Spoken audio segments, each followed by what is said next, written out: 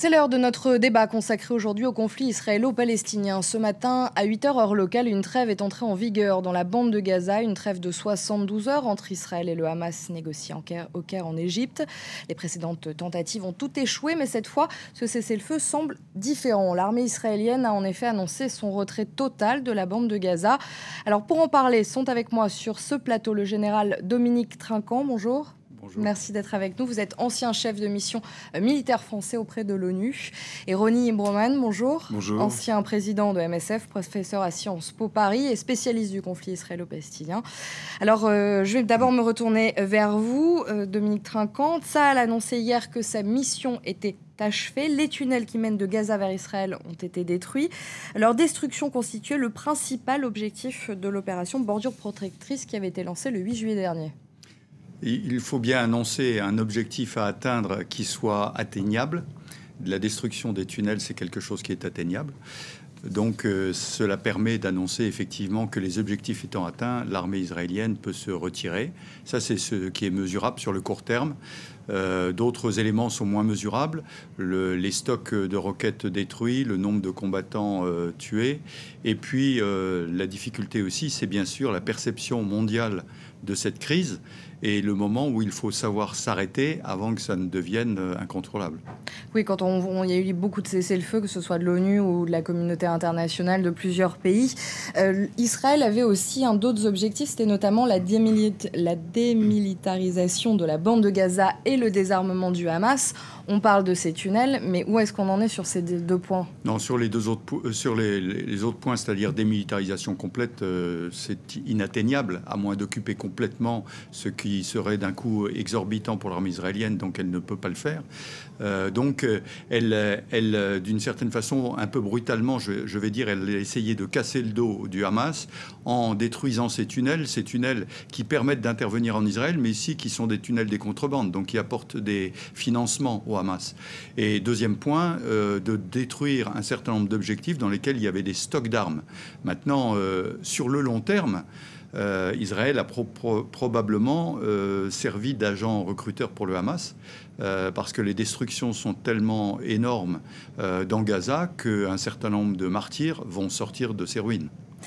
Roni Broman, la trêve a été conclue sous la médiation égyptienne. C'est un cessez-le-feu qui est censé durer pour le moment 3 jours, afin justement de permettre de trouver justement une solution durable. Pourquoi le Hamas a finalement décidé et accepté de négocier avec l'Égypte, enfin avec l'intermédiaire égyptien, sachant qu'on sait que les Égyptiens considèrent les frères musulmans comme une organisation terroriste et que le Hamas est proche des frères musulmans. Comment est-ce possible ? Le Hamas n'est pas seulement proche des frères musulmans, c'est la filiale palestinienne à Gaza de ce mouvement international. La raison en est, me semble-t-il, simple, c'est que militairement, en effet, le Hamas a eu les reins brisés par cette offensive. Comme le disait très justement le général, tout ça est un résultat victorieux à court terme. La suite sera certainement beaucoup plus hasardeuse et contrariante pour les Israéliens. Mais aujourd'hui, le Hamas a montré que, d'une certaine manière, il a reconnu sa défaite. Après 29 jours de combat, au cours desquels de sérieuses pertes ont été infligées par des snipers, par des commandos, par toutes sortes d'unités militaires qui ont montré la capacité au combat du Hamas, qui a progressé depuis la dernière fois. Donc chaque camp avance de ce point de vue-là. Donc c'est une défaite qui n'est pas déshonorante, mais c'est une défaite qu'ils étaient obligés de reconnaître. Mais justement, est-ce que les deux camps s'attendaient à une guerre, finalement, à un conflit aussi long ? Qui sait cela ? Personne aujourd'hui ne peut le dire. Les combats en zone urbaine sont des combats les plus difficiles, probablement. On a beaucoup d'exemples dans l'histoire. Et donc Israël, avant de rentrer dans Gaza et de combattre dans Gaza, c'est très bien, au sol, oui, au sol, vous avez raison de le préciser, c'est très bien que ça va être très très dur. Donc elle doit se fixer des cibles très précises. Les tunnels en étaient de ses objectifs. Pour le reste, je répète, la reconquête et le combat de Gaza est mission impossible pour l'armée israélienne. Mais casser les reins, comme nous le soulignons, ça c'était quelque chose. Il y a, après tous ces longs jours de combat, il est certain que le Hamas était à bout de souffle. Les négociations là, qui sont en cours en Égypte, qu'est-ce que ça peut donner, sachant que le Hamas réclame toujours la fin du blocus, la libération des prisonniers palestiniens et aussi que la zone de pêche soit un peu plus grande, en fait. Il demande ça. Comment ça peut évoluer sur justement un cessez-le-feu durable quand on sait que sans doute Israël n'acceptera pas ces conditions-là? Évidemment, donc Israël compte sur un cessez-le-feu par l'arrêt de la possibilité même du feu du côté Hamas. Ce que Israël attend, non seulement du Hamas d'ailleurs, mais de l'ensemble de la société palestinienne, c'est qu'elle se taise. Son unique effort stratégique consiste à tenter de la briser et lorsqu'elle se reconstruit, de la refracasser. C'est ça le sens stratégique de des mesures israéliennes, des différentes guerres ou des différentes techniques de contrôle de population utilisées par Israël. Ce faisant, Israël devient une sorte d'État voyou. La limite entre l'État voyou et la politique israélienne devient de plus en plus floue.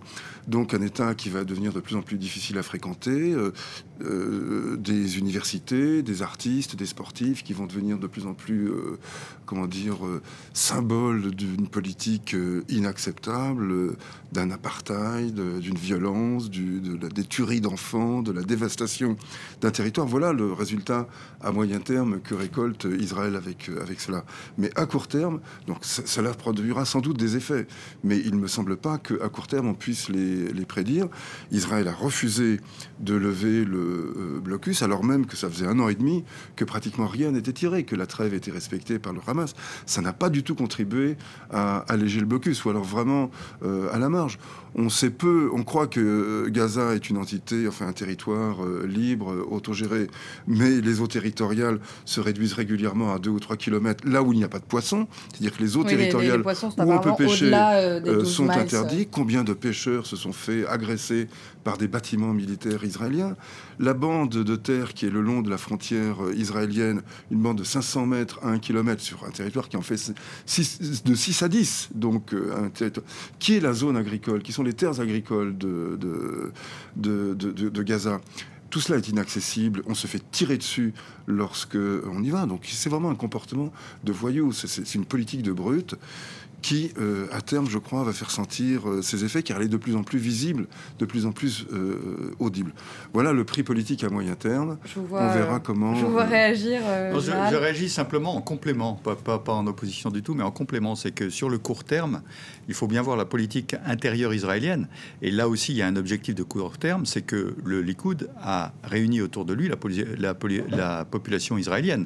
85% de la population, dans les sondages, soutiennent l'opération qui est là-bas. Et ça, c'est une opération ça a court changé, terme. parce que ce qui n'était pas le cas au début de l'opération. Au début, on avoisinait plutôt les 20%, et maintenant, en effet, on est au-delà des 80%. Et alors, c'est intéressant de voir que finalement, la violence qui va regrouper autour du Hamas un certain nombre de futurs martyrs et la population gazaoui, la violence également du côté israélien structure la population autour du Likoud. Donc c'est très inquiétant pour l'avenir. Justement, pour revenir à Tsahal, on sait qu'il a été annoncé aujourd'hui donc, que les soldats se retiraient du territoire de la bande de Gaza. Par contre, on sait qu'ils restent tout Bien autour. Sûr. Ils restent positionnés. C'est important aussi, justement, pour Israël de montrer qu'ils sont toujours là et de montrer au Hamas qu'ils ne bougent pas des positions et de la frontière. Bien sûr. Alors, c'est important pour que le cessez-le-feu fonctionne, que les soldats israéliens soient sortis de la bande de Gaza. C'est important. Deuxièmement, il est important pour Israël aussi de montrer qu'elle est toujours sur ses gardes tant que quelque chose de plus durable n'aura pas été signé. Et donc, la présence des soldats israéliens autour de la bande de Gaza est importante. Et puis, il faut souligner que tout ceci a donné lieu à des mobilisations de soldats, puisqu'on est avec une armée de conscrits, et mobilisation de soldats, et qu'on ne va pas les démobiliser tant qu'on n'aura pas quelques certitudes sur l'avenir. On a un bilan, côté israélien, il y a 64 soldats et 3 civils ont été tués. Côté palestinien, le dernier bilan fait état de plus de 1800 Palestiniens morts, majoritairement des civils. Selon l'ONU, plus de 10 000 logements auraient été détruits. Alors je me tourne vers vous, Ronnie Broman. Ce cessez-le-feu, s'il est durable, est-ce qu'il y a beaucoup de choses à reconstruire, à faire dans la bande de Gaza? Selon l'Agence des Nations Unies pour l'aide aux réfugiés palestiniens, il y a 1,5 million de personnes qui ont été déplacées. Donc comment on fait, si bien sûr ce cessez-le-feu est durable, comment on fait pour reconstruire, pour cette aide humanitaire qui manque? Comment on fait? C'est une situation inédite. Gaza, comme je le disais à l'instant, est une prison, une gigantesque prison, qui est en plus dévastée. Je n'ai pas de souvenir historique d'une telle situation. Comment l'aide à la reconstruction, si nécessaire, on estime que 4 à 5 milliards de dollars, on estime à 4 à 5 milliards de dollars le coût de la reconstruction. Ça me semble tout à fait vraisemblable compte tenu de l'ampleur de la dévastation. Les autorités n'ont pas les moyens de financer. De toute façon, elles vont devoir appeler à l'aide internationale, c'est une certitude. Déjà, Israël empêche les transferts de fonds pour ne serait-ce que payer les fonctionnaires. Donc ça fait des mois et des mois que les fonctionnaires ne sont plus payés. Donc il n'y a plus un dollar. D'ailleurs, une des raisons de la défaite du Hamas, ça n'est pas tellement l'absence de ressources financières, c'est l'incapacité dans laquelle il se trouve de les faire parvenir jusqu'à Gaza. Car le Hamas est financé au niveau international par des contributions privées de riches frères musulmans ou de personnalités de ce type-là, puis par des quêtes qui sont incessantes dans le monde. Donc il y a de l'argent, pas assez de toute façon pour reconstruire. On peut compter sur le Qatar peut-être pour l'aider, car le Qatar est le seul soutien dans le monde arabe pour l'instant du Hamas, enfin disons du gouvernement palestinien de Gaza, car il faut tout de même pas oublier que jusqu'à preuve du contraire, le Hamas dirige un gouvernement qui a été élu dans des conditions régulières. Donc il est le pouvoir légitime dans ce pays. Comment ça va se passer? Moi, j'en ai aucune idée. Je sais simplement que c'est une urgence. L'ONU qui est déjà sur place dans les écoles. L'ONU a été bombardée par Israël. Oui, plusieurs fois. Plusieurs écoles ont été bombardées. 5 écoles signalées par GPS ont été délibérément bombardées. C'était pas des erreurs de tir. Les pilotes israéliens savent ce qu'ils font. C'était des endroits qui étaient visés. Donc les rapports entre l'ONU et Israël ne sont pas au beau fixe, c'est le moins qu'on puisse dire.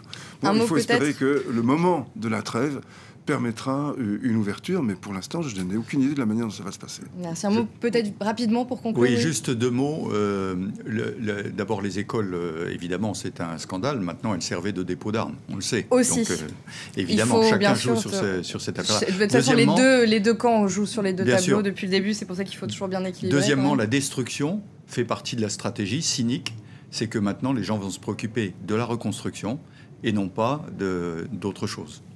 Merci beaucoup, messieurs, d'avoir été avec nous et d'avoir été là pendant ce débat, d'avoir répondu à nos questions. C'est la fin du débat. Restez avec nous, l'information continue sur France 24.